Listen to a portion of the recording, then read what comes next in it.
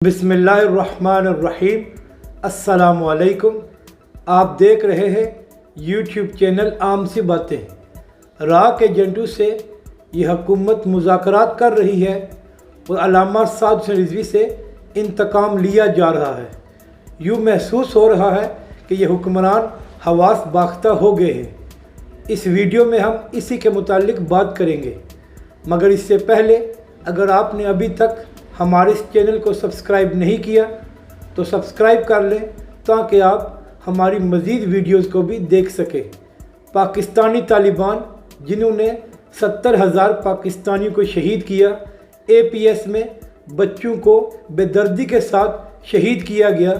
इसके अलावा पाक फ़ौज, मसाजिद और मदारस पर इन लोगों ने खुदकुश हमले किए, मगर इमरान खान साहब फरमा रहे हैं कि इन लोगों के साथ मुज़ाकरात जारी हैं। और आप इन हुक्मरानों की दोगली पॉलिसी का अंदाज़ा लगाएं कि इमरान खान साहब उसी इंटरव्यू में कह रहे हैं कि पाकिस्तानी तालिबान को रॉ और अफ़गानिस्तान की एजेंसियां पाकिस्तान के ख़िलाफ़ इस्तेमाल करती रही हैं, और फिर कहते हैं कि हमारे उनके साथ मुज़ाकरात जारी हैं। यानी पाकिस्तान और रियासत पाकिस्तान के दुश्मनों के साथ ये लोग मुज़ाकरात कर रहे हैं।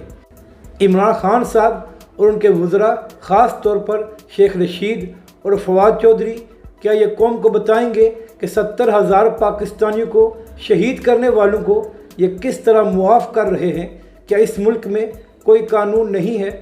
और दूसरी तरफ अल्लामा साद हुसैन रिज़वी जिन्होंने कभी पाकिस्तान के कानून को हाथ में नहीं लिया और ना ही कभी रियासत के ख़िलाफ़ कोई बात की है, तो फिर यह हुकूमत उनके ख़िलाफ़ क्यों इंतकाम ले रही है? क्या इस मुल्क में नमूस रिसालत और ख़त्म नबूवत का नाम लेना जुर्म बन गया है? इमरान खान साहब को ये याद रखना चाहिए कि जो रियासत का दुश्मन होता है उसके साथ मुज़ाकरात नहीं होते, बल्कि उसको कानून के मुताबिक सज़ा दी जाती है, क्योंकि उन्होंने फिर भी ऐसा ही काम करना है और पाकिस्तान के दुश्मन फिर उनको पाकिस्तान के ख़िलाफ़ इस्तेमाल करेंगे। अपनी राय का ज़रूर इजहार करें कि आपको ये वीडियो कैसी लगी, और हमारे चैनल को भी सब्सक्राइब करें।